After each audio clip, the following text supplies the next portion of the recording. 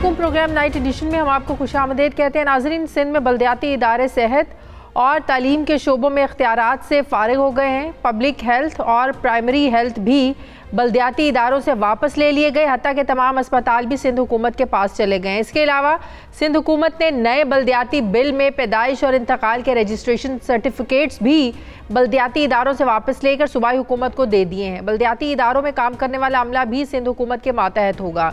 सिंध हुकूमत ने तो बल्दियाती तरमीमी बिल पास कर लिया, मगर अपोजिशन सरापा एहतजाज है। बल्दियाती बिल पर एतराज़ात को लेकर जमात इस्लामी पहले ही 27 दिन से वहाँ धरना दिए बैठी है, लेकिन सिंध हुकूमत टस से मस नहीं हुई, कोई मुज़ाकरात नहीं किए। तो आज MQM ने भी एक रैली निकाल कर पहले प्रेस क्लब और फिर वज़ीर आला हाउस की तरफ मार्च शुरू किया। फिर वहाँ हुआ क्या? इस एहतजाज के नतीजे में MQM कह रही है कि वो पुरअमन एहतजाज किसी भी जगह करने का हक रखते हैं, जबकि सिंध हुकूमत ने लाठीचार्ज करने के बाद ये मौक़िफ़ इख्तियार किया कि वज़ीर आला हाउस के इर्द गिर्द PSL के खिलाड़ी ठहरे हुए हैं, सिक्योरिटी सख्त है, उनकी सिक्योरिटी को यकीनी बनाया गया है, इसलिए इन्हें वहाँ नहीं जाना चाहिए था।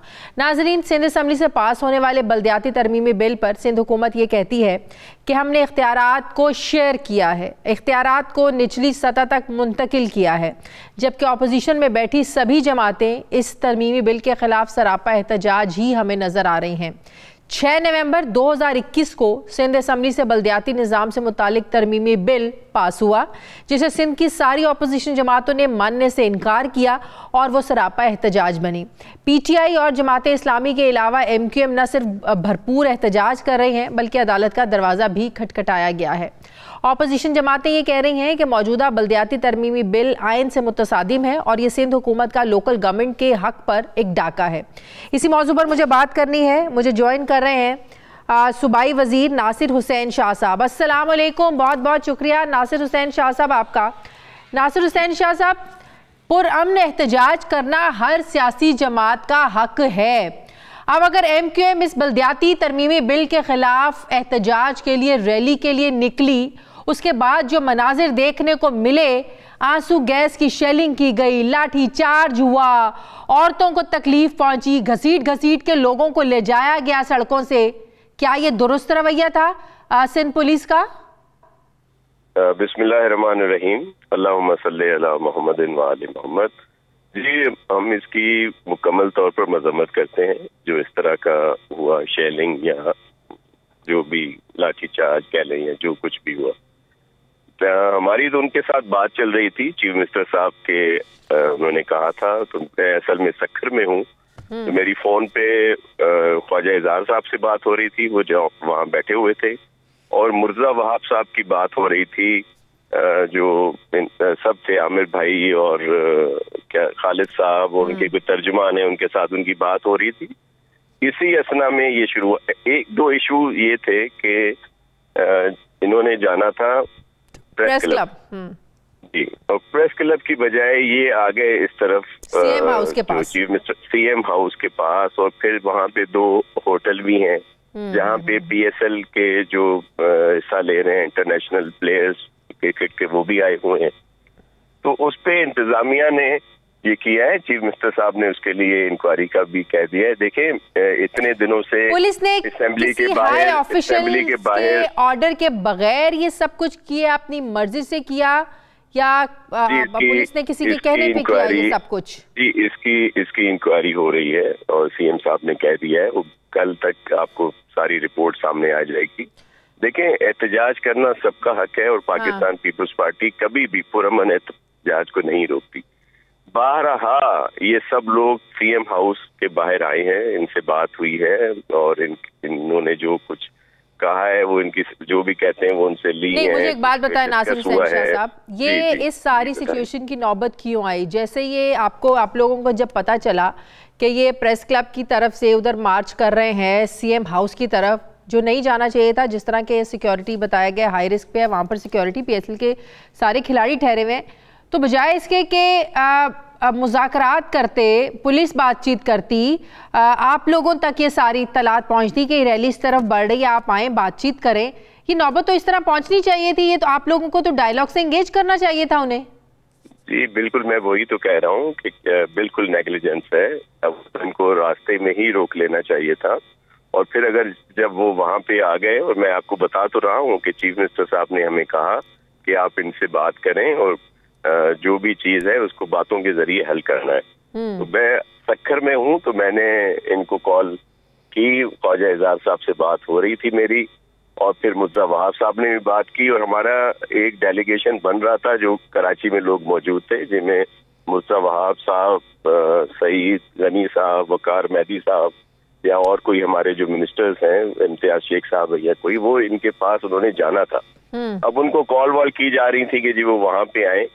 इसी असना में ये सारा हुआ, ये जो शेलिंग या लाठीचार्ज हुई है कुछ, क्योंकि और लोग भी आ रहे थे और वहां पे उनको रोका गया। फिर उसके बाद कोई इस तरह की सिचुएशन पैदा हुई है, तो ये सारी बात सामने आ जाएगी। एमक्यूएम का तो अब एक ही मुतालबा है कि वज़ीर आला सिंध इस पर रेजिग्नेशन दें, रिजाइन दें, इस्तीफा दें। अब ये देखें, ये ऐसी बात नहीं है, अब इनकी सिर्फ बातें रह गई हैं, और जिस तरह की लैंग्वेज यूज की गई है खालिद मकबूल सिद्दीकी साहब की तरफ से, और आज नहीं, ये कुछ दिनों से। असल में इशू ये है कि एमक्यूएम जो है, जो मुत्तहदा कहलाती थी, मुंतशिर हो चुकी है, और लोगों ने पहचान लिया है कि कराची की तबाही का जिम्मेदार कौन है। जो हड़तालें होती थी, लाओ घिराव होता था, लेकिन आज तो वो ऐसा कुछ करने नहीं जा रहे थे, आज तो ऐसा कुछ नहीं करने जा रहे थे। लेकिन जो उनकी देखें, जो उनकी लैंग्वेज रही है कुछ अरसे से, वो इसी तरह की रही है। और अब ये सिर्फ उसी लिसानियत को देखें रहे हैं। ये जो अमेंडमेंट नहीं है 2013 के SLGO में, वो तो बहुत ज्यादा उसमें बेहतरी लाई गई है, और फिर उसके बाद कई दफा उसमें चेंज भी किया है। हमारी बात जमात से भी हो रही है। उस दिन हम PSP के पास भी गए, इनसे भी कई दफा टेलीफोन पे बात हुई। इनकी सिफारिशात रिटर्न में हमारे पास मौजूद हैं, जिसमें से कुछ चीजों पर हमने अमल किया।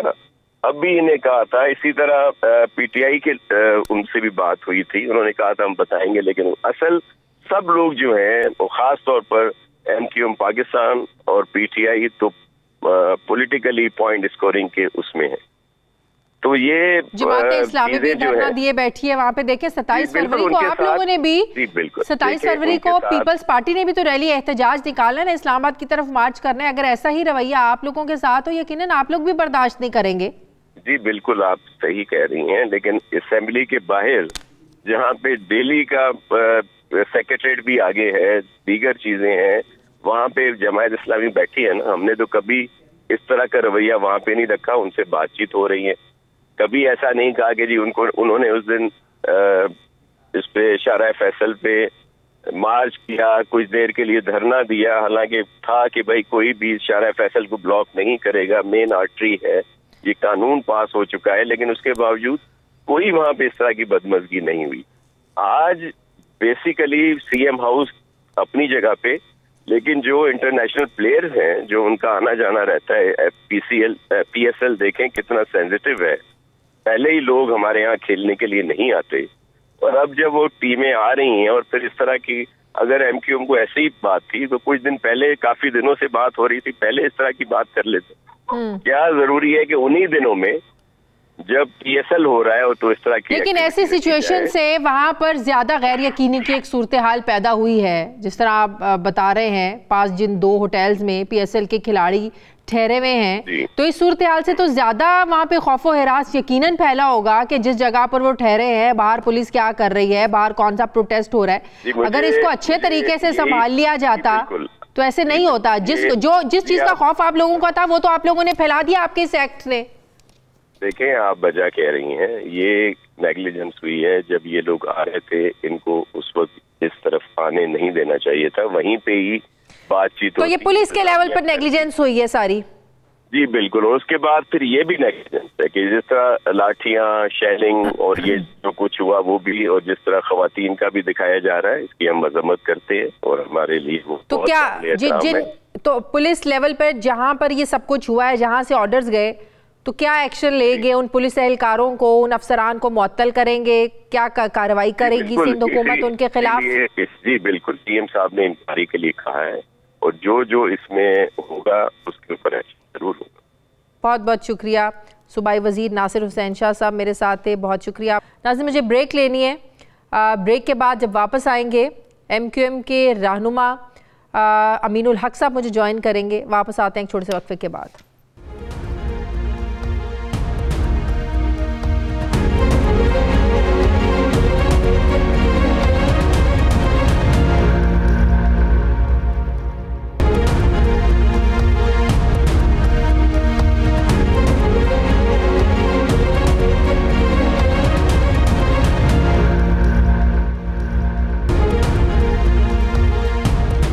के बाद एक बार फिर से आपको खुशामदीद कहते हैं। MQM के रहनुमा वफाकी वजीर अमीनुल हक साहब मुझे ज्वाइन कर रहे हैं। अस्सलाम वालेकुम, बहुत बहुत शुक्रिया अमीनुल हक साहब आपका।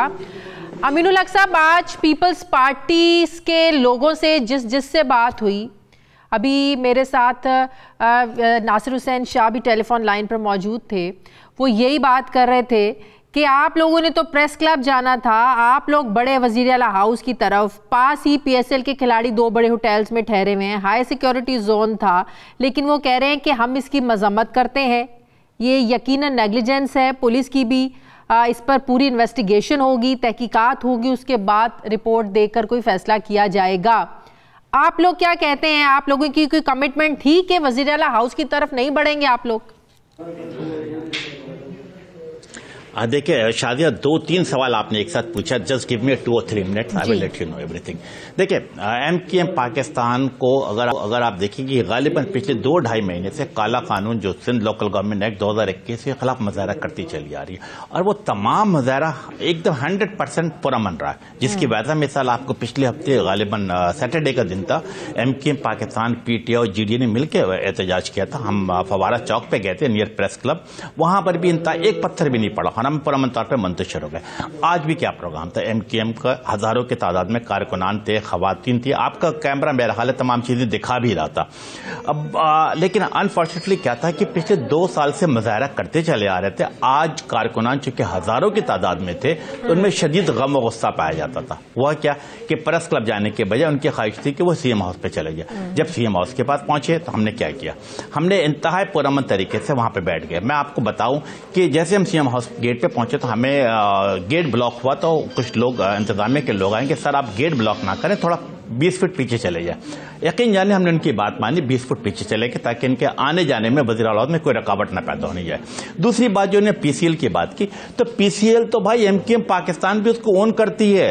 आज अगर कराची किंग है, लाहौर कलंदर है, या फिर बाबर आजम हो, सरफराज अहमद हो, मोहम्मद रिजवान हो, उनका तो मैं फैन हूं, पूरी MQM फैन है। हम तो चाहते हैं कि PCL बड़े शान और शौकत के साथ हो। कराची में हो रहा है तो हम तो उसको 100% सपोर्ट करने के लिए तैयार है। लेकिन जो गैर यकीनी की सूरत-ए-हाल होती है, बाहर के जो खिलाड़ी हैं, खौफो हिरास पैदा हो जाता है, एक अच्छा इमेज नहीं जाता, इसी चीज को अवॉइड करने की कोशिश कर रही थी सिंध गवर्नमेंट। नहीं, मैं अर्ज कर देता हूं कि शादिया मेरे पास तकरीबन 6 बजे के लगभग कमिश्नर कराची आए। उन्होंने हमसे अर्ज किया कि देखें ये सूरत हाल है, PSL वाले आने में उनको रुकावट ना हो। हमने उनसे क्या ऑफर किया, मैंने कहा हमारे तमाम अराकीन कौमी असम्बली, सूबाई असम्बली उनके गेट पे खड़े हो जाते और उन तमाम गाड़ियों को आने जाने में कोई रुकावट नहीं होगी। क्यों? क्योंकि हम समझते हैं PCL का होना, ये तमाम खिलाड़ी जो कराची आए हुए, ये हमारे मेहमान हैं, हम तो इसको ओन करते, इसको और सेलिब्रेट करते हैं। लेकिन ऐसा हुआ नहीं। हुआ क्या कि ठीक मगरिब की आजान होती है, मगरिब की आजान होती जब ऐलान किया गया कि आपका कैमरा दिखाएगा कि मगरिब के ऐलान किया गया कि आजान की सिर्फबंदी कर ली जाए, ऐन उसी वक्त जिसे कहते हैं कि पाकिस्तान पीपल्स पार्टी की सिंध हुकूमत ने नहायत बर्बरियत जुल्म का मुजाहरा किया। हेवी किस्म के जिसे कहते हैं कि शेलिंग की गई, शदीद लाठीचार्ज किया गया, दर्जनों के करीब, आई रिपीट दर्जनों के करीब हमारी खवातीन जख्मी हुई हैं, उनको गिरफ्तार किया गया। और हुआ क्या, हमारे 2-3 सूबाई असेंबली के अरकान शदीद जख्मी हुई, 2 खवातीन जख्मी हुई, और हमारे जो सदाकत हुसैन है, जो हमारे औरंगी टाउन से मुंतखब नुमाइंदे, उनका सर फटा, उनको बाकायदा घसीटा करके गाड़ी में डाला गया और अभी भी वो गिरफ्तार है। तो MQM पाकिस्तान को बाकायदा एक बड़े ऑर्गेनाइज सिस्टमेटिक तरीके से जिसे कहते हैं दहशतगर्दी का निशाना बनाएगा। और उसके बावजूद MQM ने क्या किया, MQM ने अपने कारकुनान को पुरअमन रहने की अपील की। हजारों के तादाद में लोग मौजूद थे, हमने कहा आप अपने घरों को जाएं। लेकिन अब जो इत्तलात आ रही है, शहर के मुख्तलिफ इलाकों में जलाओ घेराव हो रहा है, दुकानें बंद करवाई जा रही हैं, एक हड़ताल की सी कैफियत है, ये कौन करवा रहा है? शादिया, आप ये बात समझने की कोशिश करें, हम तो वज़ीर आला हाउस के सामने इंसाफ मांगने गए थे। जब कानून नाफिज करने वाले इंसाफ देना रोक देंगे तो लोग क्या करेंगे, इंसाफ अपने हाथों से लेंगे। हमने क्या कहा, हमने इनसे कहा मुंतशिर हो जाए, लेकिन अवाम में शदीद गम और गुस्सा पाया जाता। आज से 3 दिन पहले टंडोलायार में खवातीन पे तशद्दुद किया गया और आज पे कराची में किया गया। तो क्या अवाम, जिसे कहते हैं कि अवाम ने भी तो कुछ फैसला करना है। अब अगर शहर में दुकानें बंद हो रही हैं, और MQM ने क्या कहा, MQM ने कल यौम सियाह का ऐलान किया है कि यस पूरे कराची में नहीं बल्कि पूरे सिंध में यौम सियाह ऐलान किया, यौम सियाह का ऐलान किया। अभी एमकेएम के लोग क्यों के गुस्से में हैं? जो कुछ हुआ इस वजह से दुकानें बंद करवाई जा रही हैं, जलाओ घेराव हो रहा है, क्योंकि एमकेएम के लोग गुस्से में? मैं इसको रिफ्रेश कर देता हूं। मेरा ख्याल ऐसा इसको इस तरह ले लें कि चूंकि एमकेएम पाकिस्तान पिछले 3 दहाइयों से कराची शहरी सिंध के एमकेएम के साथ हमेशा अटैच रहे हैं, उनके साथ साथ शाना बशाना चले। अगर एमकेएम के खवातीन के साथ, इस शहर के बच्चियों के साथ, इस शहर के नौजवानों के साथ ज्यादती होगी तो यकीनन पूरा शहर खड़ा होगा। और ये अमल हो रहा है कि आज अगर एमकेएम के साथ ज्यादती हुई है तो पूरा शहर में अगर किसी जगहों कुछ जगहों पर दुकानें बंद की जा रही है तो शहर का रद्द-ए-अमल है। ये बात तो मेरा ख्याल है सबको समझना चाहिए कि एमकेएम यस आज भी शहर की सबसे बड़ी सियासी जमात है, सबसे बड़ी स्टेक होल्डर है। और हमने तमाम चीजों को यानी अदम तसादुम, अदम तशद्दुद के पॉलिसी पर रहकर अपनी सियासी जदोजहद करते हैं। मैं समझता हूं कि यस सिंध हुकूमत को भी समझना चाहिए कि वो भी अफवाम और तफहीम का रास्ता अपनाए। अगर ताकत के नशे में बदमस्त सारी सिचुएशन के बाद किया जाएगा तो मैं समझता हूं हुकूमत ने आप लोगों से बात करने की कोशिश करी। नहायत अफसोस की बात है, शर्मनाक अमल यह है कि आप देखें जब 6 बजे के लगभग कमिश्नर कराची मेरे पास आए और उन्होंने मुझसे बात की तो हमने उनसे क्या कहा? मैंने उनसे अर्ज किया कि इकबाल मेमन साहब आप कमिश्नर कराची हैं, आप इंतजामी ओहदा रखते हैं, आप आए, थैंक यू वेरी मच, लेकिन होना क्या चाहिए? मैंने कहा आप सीएम हाउस जाएं, वहां के मेकिन को मैसेज कराएं कि पॉलिटिकल लोग राब्ता करने के लिए। हमने कोई मुज़ाकरात के दरवाजे बंद थोड़ी किए। मैं समझता हूँ कि जो ज्यादा खवातीन के साथ हुई है, नौजवानों के साथ हुई है, इसमें तमाम ताजिर अंजुमन के साथ, मैं खवातीन की तंजीमों के साथ और सिविल सोसाइटी को भी रिक्वेस्ट करता हूं कि वो इनकी शदीद 3 अल्फाज में मजम्मत करें। तो कल यौम सियाह है, कल कराची की सारी मार्केट, आप कह रहे हैं कि पूरे सिंध में यौम सियाह मनाया जाएगा, क्या मार्केट्स बंद रहेंगी, कारोबार बंद रहेगा, एक्टिविटीज बंद रहेंगी? कल क्या करेंगे आप लोग? देखिए शादिया, मैं बात 2 टोक अल्फाज से बता दूं कि फौरी तौर पे हम प्रेस क्लब में जमा हुए थे, वहां पे हमने बाहमी मशावरत की और मशावरत के बाद खालिद नकुल सिद्दीकी साहब ने क्या ऐलान किया कि यस कल पूरे सिंध में यौम सियाह मनाया जाएगा। It's up to the people of Sindh, it's up to the people of Karachi के वो क्या फैसला करते हैं। हमने क्या फैसला किया? हमने कहा कि एमकेएम के तमाम दफातर पे, तमाम ऑफिस पे एमकेएम की जो इलाके हैं, मुख्तलिफ चौरंगियां हैं, जो चौक हैं, उसके ऊपर काले झंडे लहराए जाएंगे, ब्लैक बैनर्स लगाए जाएंगे। किसके खिलाफ? सिंध हुकूमत के खिलाफ। सिंध की जो पुलिस है उनके खिलाफ आवाज बुलंद की जाएगी और ये काला कानून। लेकिन आप ये भी तो मैसेज देंगे ना, कि आप ये मैसेज देते हैं अपने कारकुनों को, अपने चाहने वालों को, कि किसी किस्म की तोड़ फोड़ नहीं होनी चाहिए, अगर किसी ने दुकान खोली है वो जबरदस्ती बंद नहीं होनी चाहिए, कारोबार चलता रहना चाहिए, किसी तरह की और बदमज़गी नहीं पैदा होनी चाहिए। मैं बिल्कुल एमकेएम को अगर आप पिछले 5, साढ़े 5, 6 साल से देखेंगे तो एमकेएम अदम तसादुम के पॉलिसी पे कारबंद रहती है और जियो और जीने दो के आलमी मसूल के मुताबिक आगे बढ़ना चाहती है। मैं समझता हूं कि कल अगर कोई दुकान बंद करता है तो यकीनन उसको वेलकम भी किया जाएगा और अगर कोई दुकान खोलेगा तो मेरा ख्याल उस पर कोई रुकावट भी नहीं डाली जाएगी।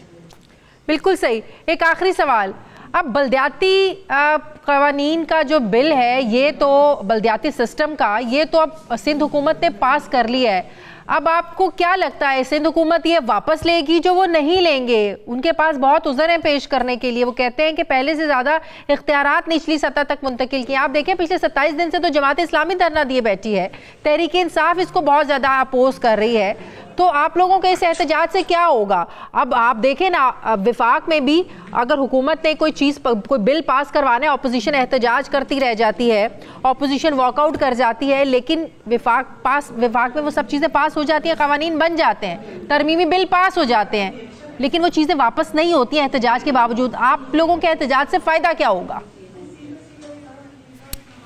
देखिए, पाकिस्तान पीपल्स पार्टी की सिंध हुकूमत झूठ और झूठ इतना बोलो कि सच का गुमा होने लगे, बिल्कुल उस पर अमल पैरा है। एमकेएम क्या कहती है कि 2013 का जो लोकल गवर्नमेंट एक्ट था और 2021 का जो लोकल गवर्नमेंट एक्ट था, इसमें वो तमाम इख्तियार जो मेयर कराची से या मेयर से यानी मुंतखब नुमाइंदों से छीन लिए गए थे वो वापस किया जाए। एमकेएम ये नहीं कहती कि सिर्फ कराची के मेयर को इख्तियार दिया जाए, बल्कि एमकेएम तो वसील कल्बी का मुजाहरा करते हुए कहती है कि वो तमाम इख्तियार लाड़काना के मेयर को भी, शिकारपुर के मेयर को भी और कराची के मेयर को भी दिया जाए। एमक्यूएम क्या कहते हैं कि 18वीं तरमीम के बाद वो तमाम इख्तियारात जो चीफ मिनिस्टर को मिले गए हैं, सूबाई हुकूमत को मिले हैं, वो चीफ मिनिस्टर हाउस में एक्यूमुलेट ना किया जाए, बल्कि उसे डिस्ट्रिक्ट लेवल पे, टाउन लेवल पे और यूसी लेवल पे मुंतखब किया जाए, ताकि आम आदमी के मसाइल उसके दहलीज पे हल हो। अच्छा, आप लोग कह रहे हैं कि बल्दियाती कानून में 3 अहम शोबे जो हैं वो मेयर के मातहत किए जाएं। आप लोगों की तरफ से ये भी मुतालबा हो रहा है। कौन से 3 अहम शोबे हैं जो आप कह रहे हैं कि मेयर के मातहत किए जाएं? Simple, very simple. हम ये कहते हैं कि फाइनेंशियल कंट्रोल और एडमिनिस्ट्रेटिव कंट्रोल मुंतखब मेयर, मुंतखब चेयरमैन के हाथ में होना चाहिए। अगर आपके पास एडमिनिस्ट्रेटिव पावर नहीं होगा तो आप हायरिंग एंड फायरिंग करने की पोजीशन में नहीं होंगे। नंबर 2, जब आपके पास फाइनेंशियल पावर नहीं होगा तो आप शहर को तरक्याती काम कैसे कराएंगे?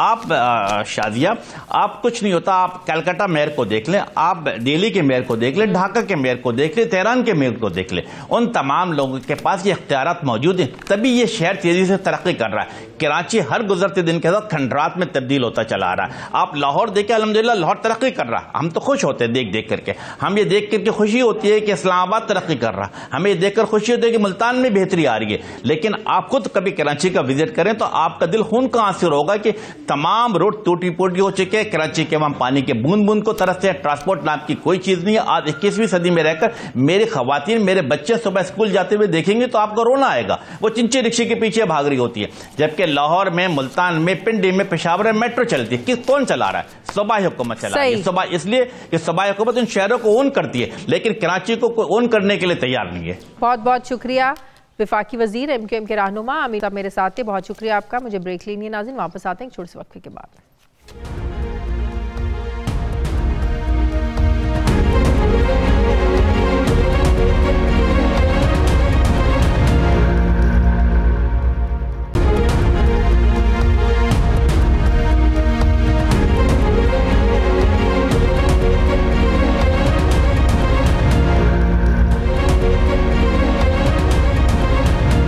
ब्रेक के बाद एक बार फिर से आपको खुशामदीद कहते हैं नाज़रीन। वज़ीर दाखिला शेख रशीद के बार बार कहने के बावजूद अपोजिशन का मार्च 23 मार्च को ही होगा। पाकिस्तान डेमोक्रेटिक मूवमेंट डट गई है और अब हुकूमत ने भी तैयारी कर ली है। हुकूमत ये कह रही है कि 23 मार्च को न सिर्फ इस्लामाबाद की सड़कें बंद होगी बल्कि परेड, बैनुल-अक़वामी रहनुमा भी परेड पर आए होंगे, जिस पर PGM का जवाब आया कि परेड तो सुबह के वक्त है और हमारा मार्च तो शाम को पहुंचेगा। इस्लामाबाद मार्च को लेकर गुज़श्ता रोज़ PGM के सरबराही इजलास में वाजे किया गया कि कुछ भी हो मार्च की तारीख तब्दील नहीं होगी।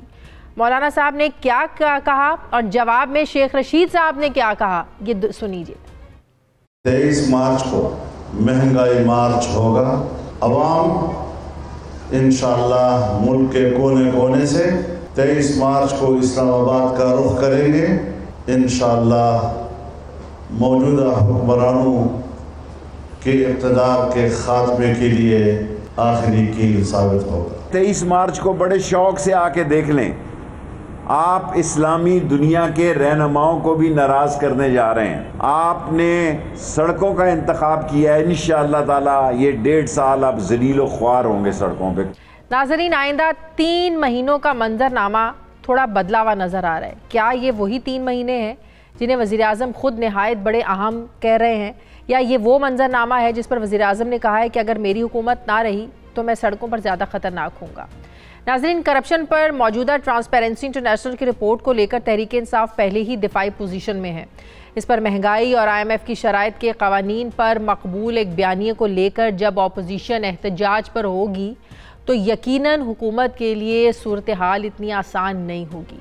गुज़श्ता रोज़ मौलाना फजलुर रहमान की मियाँ नवाज शरीफ से टेलीफोन पर बात हुई तो दोनों रहनुमाओं ने हुकूमत मुखालिफ तहरीक को तेज़ करने पर इत्तफाक किया था। अब ये तहरीक मियाँ नवाज शरीफ के बग़ैर ही चलेगी या जो हुकूमत भी एक्सपेक्ट कर रही है, और नून लीग के जो रहनुमा हैं वो भी बार बार कह रहे हैं कि नवाज शरीफ जल्द जो है वो वतन वापस आएंगे और यहाँ पर सियासत करेंगे, अपनी पार्टी को संभालेंगे आकर। मैं बात करूँगी, मुझे ज्वाइन कर रही हैं अंदलीब अब्बास साहिबा, तहरीक इंसाफ की रहनुमा है। अस्सलाम वालेकुम, बहुत बहुत शुक्रिया अंदलीब अब्बास साहिबा आपका। अंदलीब अब्बास साहिबा, जब शेख रशीद साहब आज ये कह रहे थे कि आए शौक से आए, मर्जी से आए, आप 23 मार्च को ही आए, आपको हम मना नहीं कर रहे, आप इंशाल्लाह जलीलो खवार ही होंगे। तो इससे फिर हमें आज जो मनाजिर हमें कराची में देखने को मिले MQM के एहतजाज के साथ, जो कुछ हुआ, जो कुछ वहाँ की पुलिस ने किया, तो हमें एकदम ये जहन में आया कि कहीं आप लोग भी तो नहीं इन लोगों के साथ, PDM के लोगों के साथ यही कुछ करने करेंगे जो आज MQM के लोगों के साथ हुआ कराची में। शुक्रिया शाजिया। सबसे पहली बात तो यह है कि मैं बहुत मजम्मत करती हूँ जो आज हुआ, ये ख़वातीन के ऊपर जिस तरह तशद्दुद हुआ, उससे जो इनका 30 साल चेहरा एक्सपोज हो चुका है। ये पीपल्स पार्टी है जो बात करती जमहूरियत की, ये पीपल्स पार्टी है जो बात करती इंसानी हकूक़ की, ह्यूमन राइट्स की। बिलावल साहब ह्यूमन राइट्स के स्टैंडिंग कमेटी के हेड हैं। ये पीपल्स पार्टी है जो फ्रीडम ऑफ एक्सप्रेशन और आज़ादी इज़हार राय की बात करती है। तीनों जो हैं वो पाश पाश हो चुकी हैं। ये जमहूरियत की बात करती है, जमहूरियत में इस तरह से सलूक किया जाता है, और स्पेशली ख्वातीन को, कि वो जो महल है जो इनके चीफ मिनिस्टर के कि कोई वहां उनके करीब भी ना फटके। दूसरा, आप ये देखें जवाब उनका ये है कि पास PSL के बिल की बात कर रहे हैं। दो बड़े होटल्स हैं जहां पर PSL के खिलाड़ी ठहरे हुए हैं, इसीलिए वो हाई सिक्योरिटी उन्होंने जोन बनाया हुआ है, जिसकी वजह से वो कह रहे हैं नहीं जाना चाहिए था। लेकिन इसका ये मतलब नहीं है कि जो कुछ उन्होंने किया वो ठीक किया। सवाल मेरा ये है कि जो शेख साहब ने बात की कि ये जलीलो खवार होंगे, तो क्या आप लोग भी ऐसे जलीलो खवार करेंगे जैसे आज MQM हुई? देखिए मेरी बात सुने, पहले तो मैं आपको करेक्ट कर दूं और आपके चैनल को भी करेक्ट कर दूं। आपको पता है बिलावल हाउस जब खरीदा गया तो वो पूरी सड़क बंद कर दी गई। आपको पता है कि इर्द गिर्द सारे घर एक्वायर कर लिए गए कि क्योंकि कोई करीब तर भी ना आए। मतलब बादशाहत से बदतर है ये। और ये बात करते हैं जमहूरियत की, ये बात करते हैं इंसानी हकूक की। और ये आपने देखा है कि वो जो एक DM के घर से सोना और कैश और इतना कुछ निकला है जिसकी कोई हद नहीं। ये बात करते हैं दूसरों की करप्शन की, और आपको ये भी पता है कि उसकी सारे ताने जरदारी साहब के अकाउंट से लिंक होते हैं। और आपको ये भी पता है कि आगा सिराज दुरानी के घर से भी रूबी ज्वेलर्स जितना सोना निकला और उनको अरेस्ट कर लिया गया, और सिंध गवर्नमेंट ने कहा कि नहीं जी ये तो घर में रहेंगे, इनकी घर की हम जेल बना देते हैं। और वो दन दनाते हुए प्रोडक्शन ऑर्डर्स अपने खुद निकाल के स्पीकर बन के फिर भी आए होते हैं। तो ये तो हमारा निजाम है जिसकी वजह से ये पूरा एक सिस्टम, रूल ऑफ लॉ जिसकी बात होती है कि जो ताकतवर है उसको कोई पकड़ नहीं सकता और जो कमजोर है वो बेचारा पिसा जाता है। अब आप बात करें कि ये आएंगे, तो मुझे बताएं, पिछले दिसंबर से आप सुन रही हैं कि वो आएंगे, तो वो शेर आया, अभी तक तो शेर नहीं आया। लेकिन अगर शेर ने आना है, पिछली दफा भी आपको याद है दिसंबर में था कि जी लॉन्ग मार्च होगा, शॉर्ट मार्च भी नहीं हुआ। फिर था कि जी अदम एतमाद होगा, उन्होंने आपस में अदम एतमाद कर दिया। फिर आपको पता है कि इन्होंने कहा जी इस्तीफे मुंह पे मारेंगे, इस्तीफे जेबों में डाल के वापस असेंबलियों में आ गए। अब ये कह रहे हैं कि जी हम आएंगे। जब अपने घर में इनके ये सलूक होगा तो ये किस मुंह से कहेंगे कि जी हमारे साथ कोई ऐसा सलूक ना हो? सबसे पहली बात यह है। दूसरी बात यह है कि ये तो पिछली दफा 2 साल तो आप लोग भी पीपल्स पार्टी जो आ रही है, आप कह रही हैं, अच्छा मेरी बात सुन लेना, आप भी यही कह रही हैं कि ये कैसे ना एक्सपेक्ट करेंगे इनके साथ ये सलूक हो, तो आप ये मैसेज दे रही हैं कि इनके साथ भी ये कुछ हो सकता है? नहीं, मैं ये मैसेज दे रही हूँ कि 2 साल पहले मौलाना साहब अपनी एक वहां 11 दिन राखे रहे थे और हमने बिल्कुल उनको कुछ नहीं कहा था, क्योंकि अगर वो एक इज़हार राय और एहतजाज करेंगे हम कुछ नहीं कहेंगे। लेकिन अगर वो ही करेंगे जो उनकी एक जिसको कहते हैं आदत है कि वो कोशिश यही करते हैं, क्योंकि उनके पास बंदे इकट्ठे नहीं होते। एक दफा आपको याद है कि एक पानी फेंका गया, उनके ऊपर कोई 4-5 बंदे मीडिया की वैनों के ऊपर चढ़ गए थे। अगर इस किस्म की कोई कानून तोड़ने की कोशिश की गई तो जो कानून का निजाम होता है वो तो अमल में आएगा। लेकिन हम खामखा कि ये बिलावल हाउस है, ये जरदारी हाउस है, इस पे कोई सड़क नहीं जाएगी, इस पे कोई बंदा नहीं आएगा, साथ वाले घर में कोई नहीं रहेगा, हम बादशाह सलामत है, हमें वसीयत में ये पार्टी मिली हुई है, हम जितनी मर्जी करप्शन करे कोई हमें ना पूछे, हम गंदम खा ले हमें कोई ना पूछे, चूहे आ जाए हमें कोई ना पूछे। मेरा सवाल ये है, इनका खुर्शीद शाह साहब को एहतजाज करती, MQM जरूर एहतजाज करती, लेकिन PSL के खिलाड़ी जिन होटल्स में ठहरे हुए हैं वो होटल CM हाउस के बिल्कुल पास हैं, तो वो ज़ाहिर है हाई सिक्योरिटी जोन बन जाता है ना, सिक्योरिटी रिस्क बन जाता है एक। तो बात ये है कि अगर मना किया था कि आप इस साइड पर ना आए, तो MQM को क्या जाना चाहिए था वहां पे?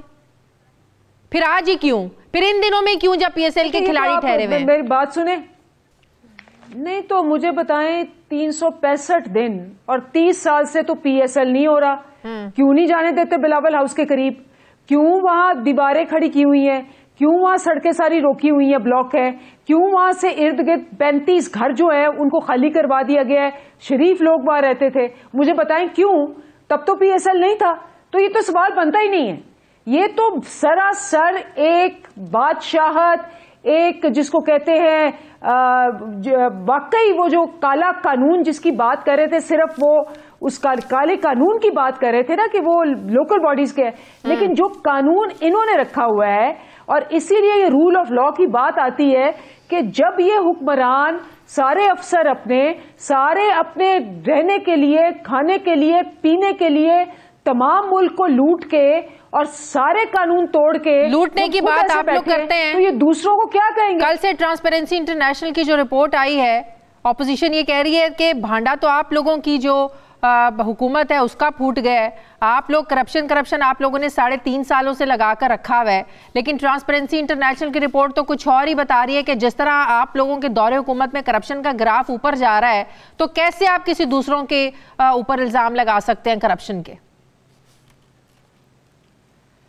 शाजिया, पहली बात तो यह है कि ये पहली रिपोर्ट है जिसमें टॉप लेवल पे, मिनिस्ट्रियल लेवल पे कोई करप्शन नहीं आई, माली करप्शन की बात नहीं। उन्होंने कहा जी रूल ऑफ लॉ में उन्होंने कहा 2 इदारे, एक पुलिस और एक जुडिशरी, जिन्होंने बिल्कुल रूल ऑफ लॉ की जो है धज्जियां उड़ाई हुई हैं। अब मुझे ये बताएं, करप्शन परसेप्शन इंडेक्स है, अब आप देखते क्या है? वो देखते हैं कि जो मकसूद मलिक है वो 15,000 रुपए का चपड़ासी है और उसके अकाउंट में 400 करोड़ रुपए आया है, और फिर भी जो बंदे जिसके सारे सबूत है वो दंदनाता फिर रहा है।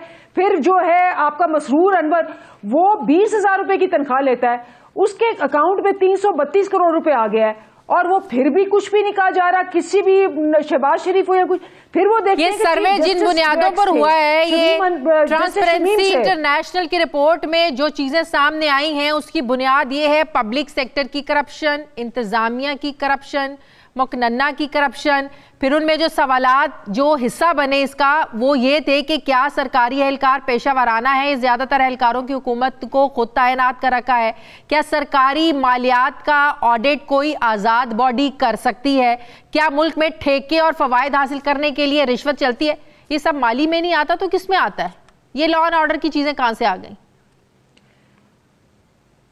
नहीं, ये तो आप बिल्कुल, तो जो टॉप इस रिपोर्ट में आप देखें कि उन्होंने रूल ऑफ लॉ का कहा है, उन्होंने कहा है कि जी पुलिस एंड जुडिशरी, तो जो justice chief justice Rana Shamim का केस है, जिसपे के उनके बेटे ने कह दिया कि PMLN से ये ताल्लुक रखते थे, जिसपे के इस्लामाबाद हाई कोर्ट ने जब देखा है वो गुथरी की जो स्टेटमेंट है कि जी इन्होंने साइन किया वो एफिडेविट हुसैन नवाज साहिबा, हुकूमत आप लोगों की है, ऑफिस में माबल आज इख्तियार आप लोगों के पास है, तो रूल ऑफ लॉ को किसने इंप्लीमेंट करवाना है, किसने करवाना है?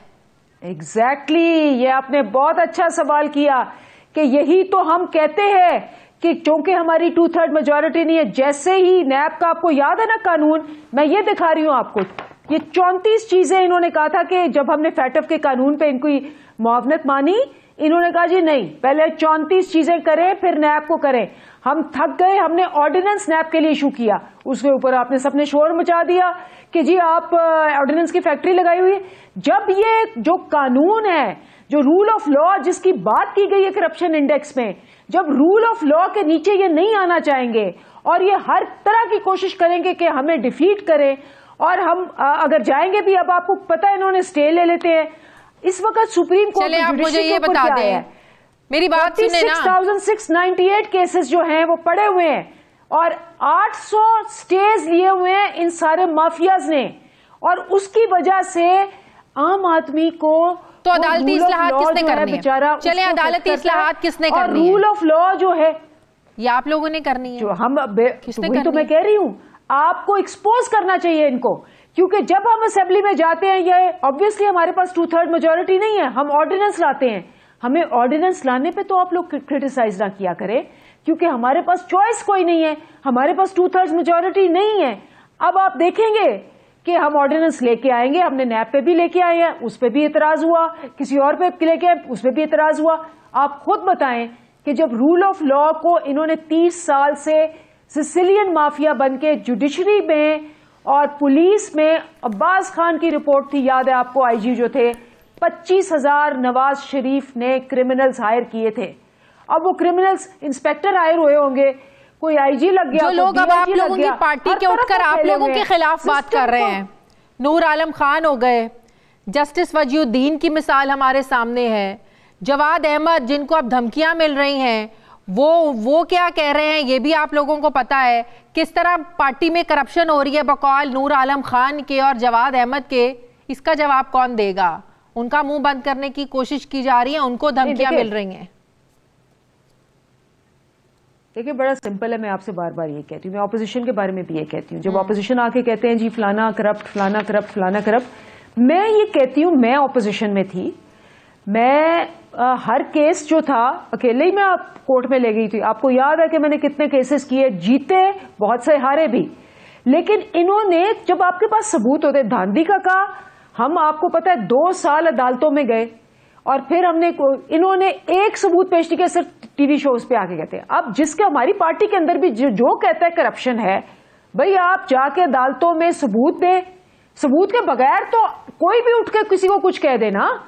ऑपोजिशन का काम है, अगर आप खुश नहीं हैं, आप जाके अदालतों में केस फाइट करें। आप कहते हैं ये करप्ट है, ये करप्ट है, ये करप्ट है, और आप ऑपोजिशन है या आप पार्टी से निकल के आप चाहते हैं कि आप जाएं, तो जाएं अदालतों में। अदालतों में नहीं जा रहे तो इसका मतलब है कि आप वैसे ही बैठ के, आपको ओहदा नहीं मिला तो आप नाखुश हैं, तो आप कह रहे हैं कि जी ठीक है। अब्बास साहिबा मेरे साथ ही पहुंच चुका, मुझे ब्रेक लेनी है नाज़रीन, ब्रेक के बाद वापस आते हैं।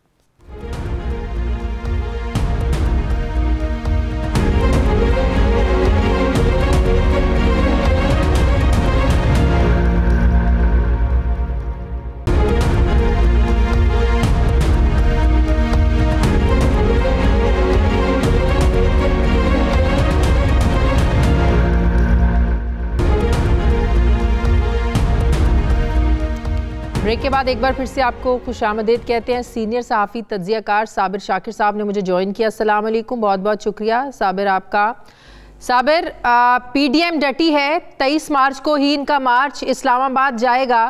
आज शेख साहब ने कह दिए आप ज़रूर आएँ, अपनी मर्ज़ी से और जलीलो ख्वार होंगे।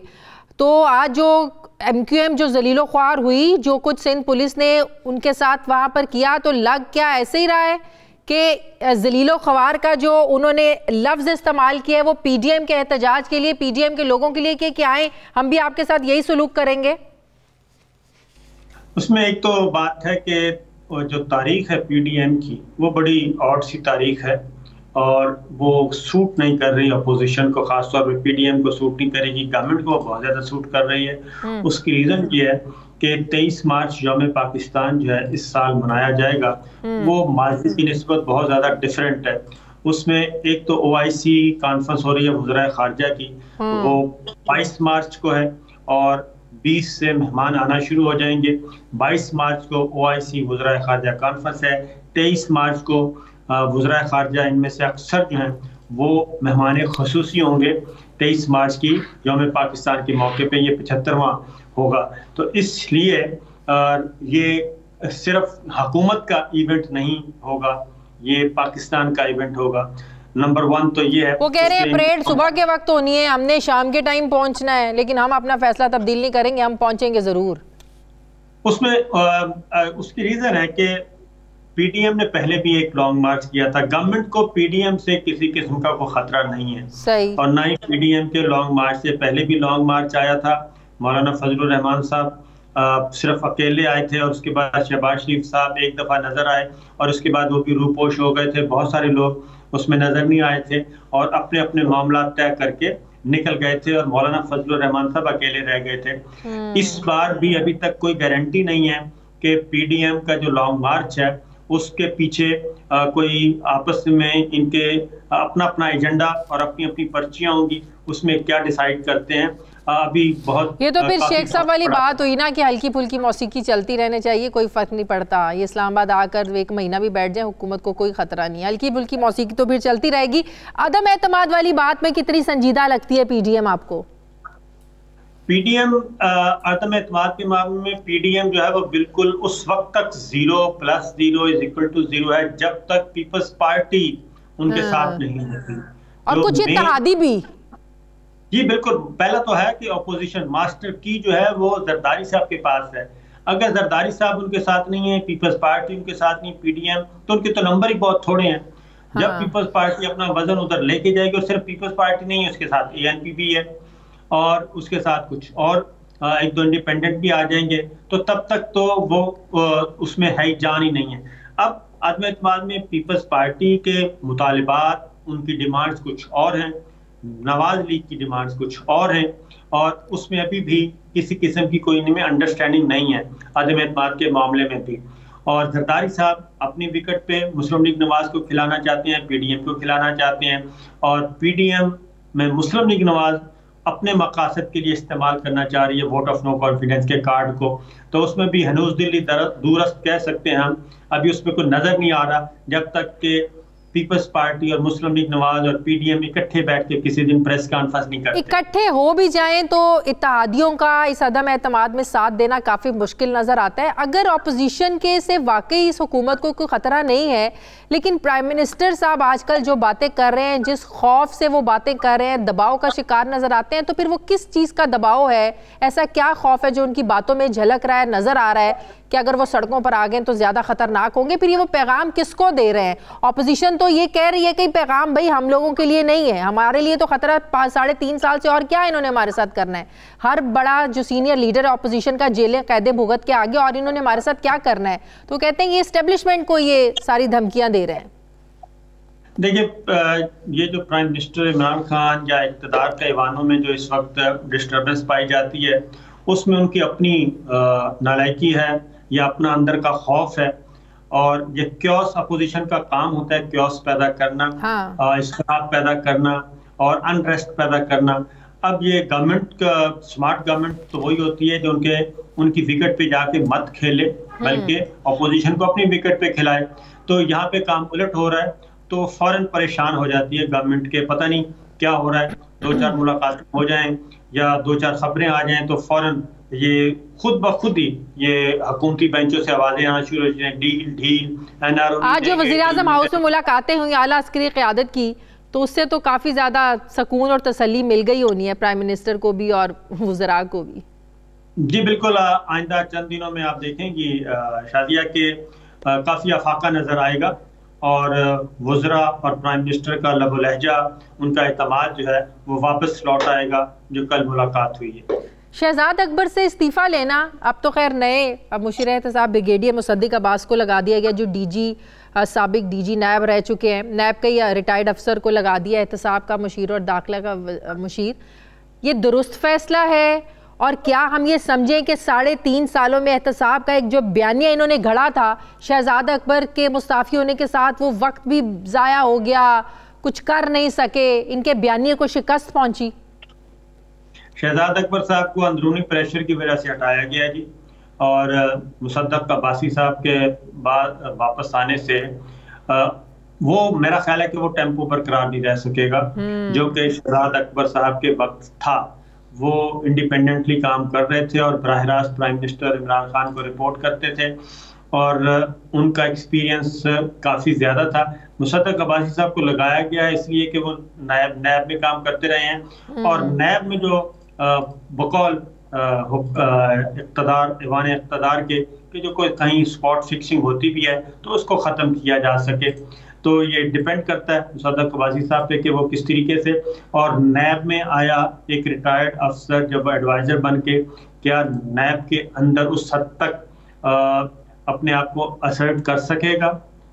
क्योंकि ऐसा भी हुआ है कि पिछले दिनों एक साहब को एक जिम्मेदारी से रिज़ाइन करवाया गया, और उनका ख्याल था कि गवर्नमेंट का कि इनको हम जिम्मेदारी सौंपेंगे और केसों को ये देखेंगे, जो मेगा केसेस हैं, लेकिन नैब ने उनके साथ कोऑपरेट नहीं किया और वो अभी भी अपना फारग फेर रहे हैं। शहजाद अकबर का मुस्ताफी होना ये ऑपोजिशन के लिए आप समझते हैं अच्छा साइन है? ऑपोजिशन के लिए भी और वुज़रा के लिए भी। वुज़रा के लिए भी? जी हाँ, वुज़रा के लिए भी, क्योंकि अंदर से प्रेशर था। उसकी रीजन है कि रिंग रोड स्कैंडल है, आटा स्कैंडल, चीनी स्कैंडल, जाहिर है ऑपोजिशन तो सब शोर मचाते थे कि उनके खिलाफ आप लोग क्या कार्रवाई कर रहे हैं। बिल्कुल सही कह रहे हैं आप। जी हाँ, बिल्कुल, क्योंकि इसमें एक और भी है, ये तो एक और रिपोर्ट तैयार पड़ी है, वो अब कब पब्लिक करते हैं और पब्लिक करते भी या नहीं करते, वो पेट्रोलियम से मुतालिक है, वो सबसे बड़ी है। सही, तो फिर नए मुशीर का आ जाना इसका मतलब है कि ये ऑपोजिशन के लिए भी जो एक टेम्पो चला था, गिरफ्तारियां और ये सब कुछ सिस्टम बहुत स्लो हो जाएगा। हालांकि प्राइम मिनिस्टर तो कुछ और ही चाहते हैं, क्योंकि वो नाराज इस बात पे थे कि एहतसाब का जो प्रोसेस है वो बड़ा स्लो है। मेरा ख्याल प्राइम मिनिस्टर इमरान खान को भी अब अकाउंटेबिलिटी और इसको ओनरशिप लेने के बजाय अपना अगर गवर्नेंस पे तवज्जो दें और आखिरी साल जो है वो गवर्नेंस पे लगाएं तो ज़्यादा बेहतर होगा, क्योंकि ये इदारों का काम है और इदारे जो इस वक्त मौजूदा सिस्टम है, नैब में आप एक हद से ज़्यादा नहीं एग्जेक्टिव इन्वॉल्व हो सकती। नैब ने अपने तरीके से काम करना है। FIA को आप अपना असर रसूख इस्तेमाल कर सकते हैं। FIA बराह रास्त इंटीरियर मिनिस्ट्री के अंडर है, वो ज़्यादा काम, क्योंकि आपने देखा होगा कि जो फेक अकाउंट केस है वो खा जरदारी साहब का था या शहबाज शरीफ एंड कंपनी का था, वो भी FIA ने किया है और उसमें बहुत ज़्यादा अच्छा रिजल्ट दिया है। तो नैब का अपना एक प्रोसीजर है, वो उस फ्रेम से बाहर नहीं निकलेगी, खा किसी को भी आप लगा दें। जाहिर है वो अदलिया से भी तो अपील कर रहे हैं ना, बिल्कुल सही है, नैब का अपना प्रोसीजर है और फिर जो सजाएं होनी है, जाहिर है अदलिया का एक प्रोसीजर, उसको अडॉप्ट करके उसके मुताबिक चल के सजाओं तक आप पहुंचते हैं। तो प्राइम मिनिस्टर साहब तो मजबूर होकर अदलिया से भी वो रिक्वेस्ट कर रहे हैं कि डे टू डे रोजाना की बुनियादों पर, खास तौर पर जो शरीफ खानदान के केसेस हैं इनकी आप हेयरिंग करें। साहब, जो ट्रांसपेरेंसी इंटरनेशनल की रिपोर्ट है, माजी में आपको भी पता है जब ये रिपोर्ट्स आती थी तो इमरान खान साहब इसी को बुनियाद बनाकर जो है ना वो नून लीग को और जरदारी खानदान को करप्ट कहना और ये कहना कि मुल्क लूट कर खा गए, बाहर भाग गए। आज ये रिपोर्टें गलत हो गई, माजी की रिपोर्टें दुरुस्त थी, हुकूमत क्यों इनकार है इस रिपोर्ट को मानने से और कह रहे हैं नहीं नहीं नहीं इसमें सियासी करप्शन का जिक्र है, माली करप्शन का तो जिक्र ही नहीं है? मेरा ख्याल है सेल्फ अकाउंटेबिलिटी करनी चाहिए गवर्नमेंट को और उससे भागना नहीं चाहिए। और ये ज़हन में रखिएगा कि जो ट्रांसपेरेंसी इंटरनेशनल की वाइस चेयरपर्सन है वो डॉक्टर नासिरा जावेद इकबाल हैं और नोन नाम है उनका और गुड रेपुटेशन है उनकी, और उनके बेटे जो हैं वलीद इकबाल वो सेनेटर हैं पाकिस्तान तहरीक इंसाफ के, इमरान खान साहब के वकील हैं। तो इसलिए सिर्फ ये कह देना काफ़ी नहीं होता। अगर आपने माजी की रिपोर्ट्स को तस्लीम किया तो फिर ये भी तस्लीम करना होगा, अगर ये गलत है तो फिर माजी की भी गलत थी। तो इसलिए ये होता है जब आप के अपने सर पे आन पड़ती है तो फिर जवाब तलाश किए जाते हैं। बेहतर होगा कि सेल्फ अकाउंटेबिलिटी करें, रिपोर्ट को बारीकी से पढ़ें और जो इश्यूज जेन्युइन है उनको एड्रेस किया जाए। बहुत बहुत शुक्रिया सीनियर सहाफ़ी तज्ज़ियाकार साबिर शाकिर साहब थे। नाज़रीन, हमारे प्रोग्राम का वक्त खत्म हो गया है, फीडबैक ज़रूर दीजिएगा, अपना ख्याल रखिएगा, मुझे इजाज़त दीजिए, अल्लाह हाफिज़।